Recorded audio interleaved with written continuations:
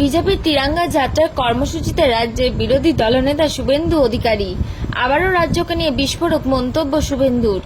Operation সিঁদুরের সাফল্য বীর ভারতীয় সেনাবাহিনীকে অভিনন্দন জানিয়ে তিরঙ্গা যাত্রা বিজেপির। মঙ্গলবার বিকেলে নদিয়ার রানাঘাট উত্তর পশ্চিম বিধানসভা থেকে শুরু হয় তিরঙ্গা যাত্রা। নেতৃত্ব দেন রাজ্যের বিরোধী দলনেতা শুভেন্দু অধিকারী।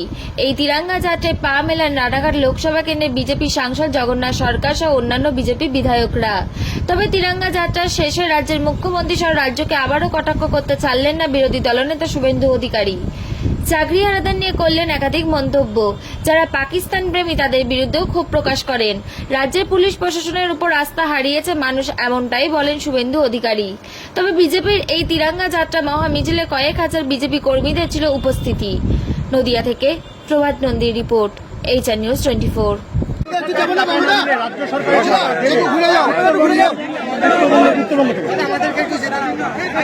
বকেয়া টাকা কেন্দ্র দিচ্ছে না, সেটা কেন্দ্র টাকা দিচ্ছে না, তো উনি কি পাচ্ছে, কিভাবে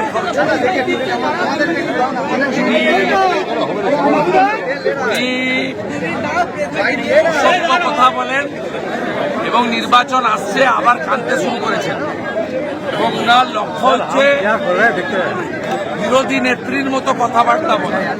14 বছর সম্পূর্ণ করেছেন 5ই মে, ওনার 14 বছর কমপ্লিট।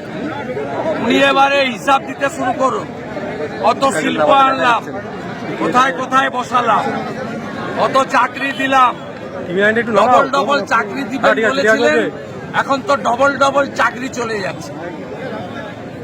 কত হসপিটাল বানালাম, কত MRI স্ক্যান মেশিন বসালাম, কত রাজ্য সড়ক নির্মাণ করলাম, কত ইরিগেশন প্রজেক্ট করলাম, কত বাড়িতে জল পৌঁছে দিলাম।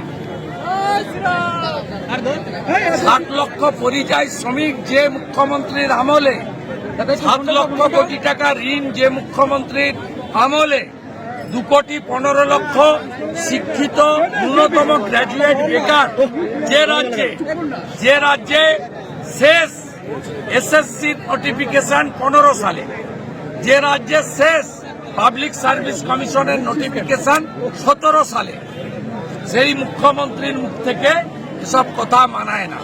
উত্তরবঙ্গে গতবারে 54-তে 31 ছিল বিজেপি, এবারে 54-র মধ্যে 50-এর বেশি সিট বিজেপি পাবে। শুধু উত্তরবঙ্গ নদিয়া নয়, পূর্ব মেদিনীপুর নয়, কলকাতার ভবানীপুরে নন্দীগ্রামের মতো উনি হারবেন। আচ্ছা, ওয়াকআপ বিলের শুনানিতে সুপ্রিম কোর্টের আইনজীবী কপিল সিব্বল আজকে বলেছেন যে ওয়াকআপের সম্পত্তি আল্লাহর অনুদান, সেই অনুসারে সম্পত্তিটি হস্তান্তর হতে পারে না। আমি হিয়ারিং এর মাঝখানে বক্তব্য রাখবো না। ওয়াকফ অ্যামেন্ডমেন্ট বিল পার্লামেন্টের 2টো সদন পাস করেছে, রাষ্ট্রপতি মহোদয়া সই করেছেন, আইন কার্যকর হয়ে গেছে। সুপ্রিম কোর্ট সুপ্রিম অথরিটি, তারা ভার্ডিক্ট দিক, তারপরে নিশ্চয়ই আমি বা আমরা সেই ভার্ডিক্ট দেখে মন্তব্য করব। তার আগে ভারত সরকারের বক্তব্য বা মন্তব্য শুনে নিয়ে আমাদের এগোনো উচিত। এবং সংশ্লিষ্ট দপ্তরের মন্ত্রী কিরণ রিজিজু, তিনি যথেষ্ট কম্পিটেন্ট, এবং জেপিসির চেয়ারম্যান জগদম্বিকা পাল ছিলেন, তিনিও very senior x chief minister UP. Naturally verdict আসা পর্যন্ত অপেক্ষা করতে হবে, তাড়াহুড়া করার কিছু নেই। জি নেটওয়ার্ককে বিকল করার চক্রান্ত পাকিস্তান এবং বাংলাদেশে, জি নেটওয়ার্ককে বিকল রাষ্ট্রবাদী প্রচার করেন, তাই হচ্ছে। আমি শুধু মোদিজিকে অনুরোধ করব, আমি সব তিরঙ্গা যাত্রায় অনুরোধ করছি, উনি পারবেন। উনি ট্রিপল তালাক খতম করেছেন, 370 তুলে দিয়েছেন, ওয়াকফ অ্যামেন্ডমেন্ট বিল এনেছেন, উনি সব করেছেন। ভারতবর্ষে অনেক রিফর্মস তার হাত ধরে এসেছে। শুধু ভারতে বসে ভারত বিরোধী পোস্ট এই নদিয়া জেলাতে পাকিস্তানের প্রেমী শান্তিপুরে পোস্ট করেছে, আপনার চাপড়াতে পোস্ট করেছে, দেহট্টতে পোস্ট করেছে, নাকাশিপাড়াতে পোস্ট করেছে। এবং ভারতীয় রাষ্ট্রবাদী মূলত হিন্দু যুবকদের চাপে পুলিশ গ্রেপ্তার করতে বাধ্য হয়েছে। আর আমরা যে পার্টি করি এই পার্টির একটাই মন্ত্র, নেশন ফার্স্ট, দল পরে, ব্যক্তি অনেক দূরে।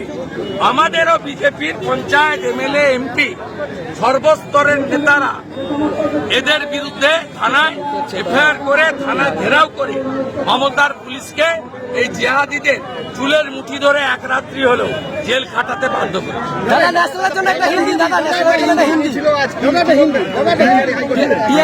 আমি আপনাকে আগেও বলেছি, এখনো বলছি, এসএসসিতেও শিক্ষক, শিক্ষিকা, শিক্ষাকর্মী যোগ্য অযোগ্য ছিল, আছে, এখানেও যোগ্য অযোগ্য আছে। আমাদের বক্তব্য, অযোগ্য তালিকা রাজ্য সরকার কোর্টে দিচ্ছে না বলে 26,000-এর চাকরি গেছে। যদি অভিজিৎ গাঙ্গুলি মহোদয়ের জাজমেন্ট মানত তাহলে 7,000-এর চাকরি যেত, 19,000-কে রাস্তায় বসতে হতো না। প্রাইমারিতেও তাই, বেসিক ট্রেন্ড, একাডেমিক পরীক্ষা দিয়ে পাস করা অনেক শিক্ষক আছে। আবার সাদা খাতাতে টাকার বিনিময়েও কয়েক হাজার নিয়োগ আছে। আমরা বারে বারে বলেছি যোগ্য অযোগ্য তালিকা মুখ্যমন্ত্রী দেবেন না, তার কারণ তিনি চুরি করেছেন, ভোট হ্যান্ড ধরা পড়বে। তাই বাংলার মানুষকে 8 মাস পরে বিধানসভার ভোট কোন যোগ্য অযোগ্য বাঁচতে হবে না। একটাই অযোগ্য, তার নাম মমতা ব্যানার্জি। এই অযোগ্য মহিলাটিকে, এই অযোগ্য মুখ্যমন্ত্রীটিকে বাতিল করে দেন নির্বাচনে, বাংলায় সব ঠিক হয়ে যাবে। সবাই যোগ্য, একটাই অযোগ্য, তার নাম মমতা ব্যানার্জি। दादा टीएमसी का 5 एमपी कश्मीर जा रहा है, क्या बोलेंगे?